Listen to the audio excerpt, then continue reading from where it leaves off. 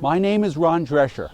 I'm an attorney practicing in bankruptcy and commercial litigation in Maryland, Virginia, Pennsylvania, and Delaware.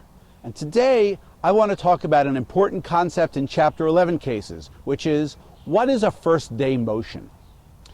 Chapter 11 is generally for businesses, but also individuals who've got a sophisticated financial situation.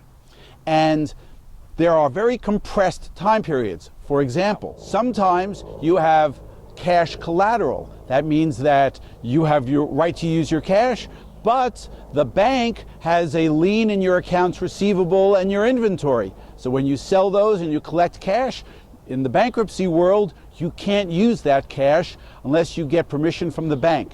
Well, if you're running a business, you got to be able to use your cash right away. So on the first day, you go into the bankruptcy court and you ask the court for permission to use your cash. Another first day motion is utility service. If you don't provide adequate protection to the utility companies that you can maintain your payments post-bankruptcy, those utility companies can shut you down. So right away, you need to go into the bankruptcy court and get permission to maintain your utility service and come up with a little plan as to how you're going to protect the utility companies during your bankruptcy case.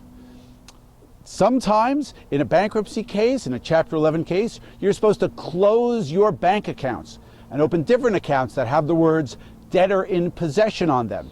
Well, sometimes you just don't want to do that. You want to keep your forms and your checks and your bank accounts open. So on the very first day, you go into the bankruptcy court and you ask for permission to keep your bank records consistent with the way they were before the filing.